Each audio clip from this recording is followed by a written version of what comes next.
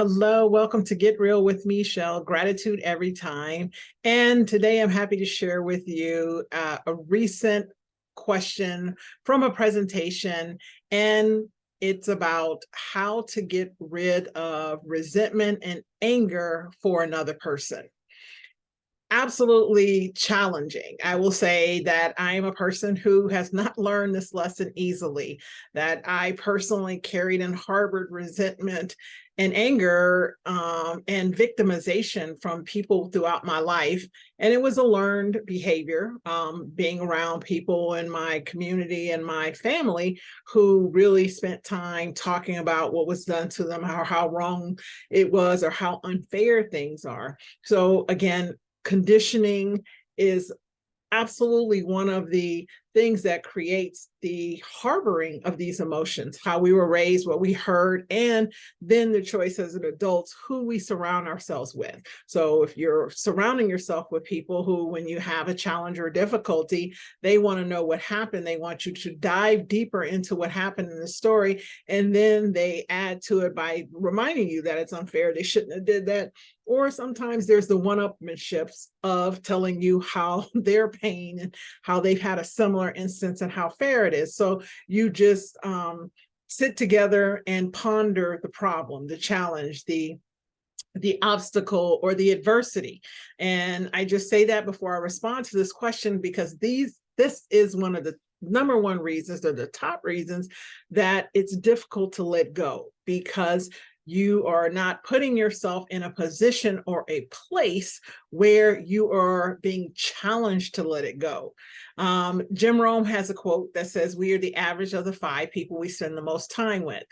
Looking out in this moment, if you have some anger and resentment, some bitterness that you're holding against another person for what was or wasn't done to you, I want you to sit still and think about, who are the people you've been talking to about this? And what transpires when you bring it up?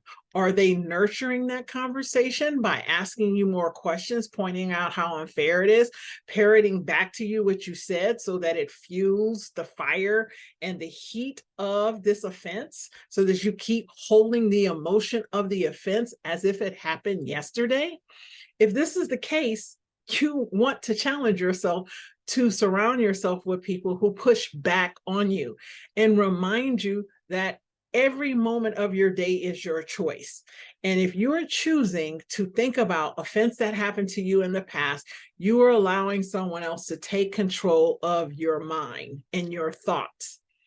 The most powerful tool and gift you've been given as a human being is your ability to think.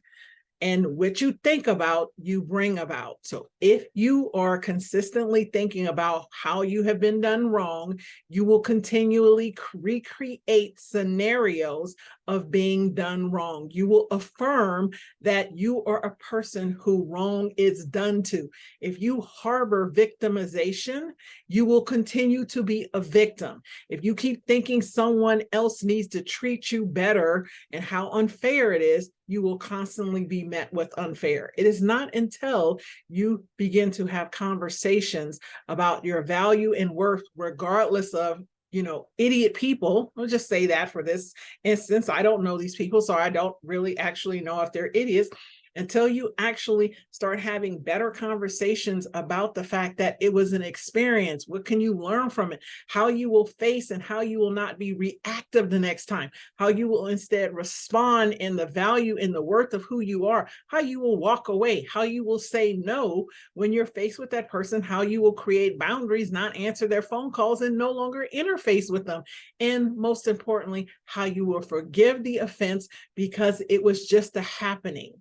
The story you're telling about feelings is what makes it hard, air quotes, because it's not actually hard. It's the story you're telling about the offense that makes it feel hard.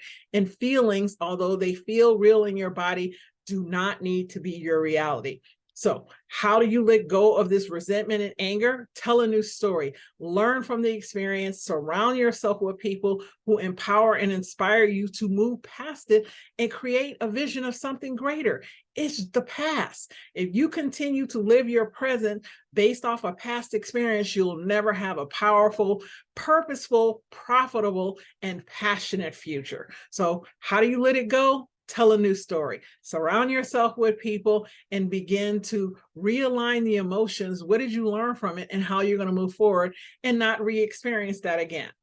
Have a great day, and I look forward to answering more questions. If you want to have a question, have me say a question, send it to me at hello@meshellbaker.com. And or if this has helped you, please share it out on social media and tag me. I'd love to come in and chat with you and see how we can support people in being more confident in their day-to-day lives. Have a great day, and I'll see you at the next question.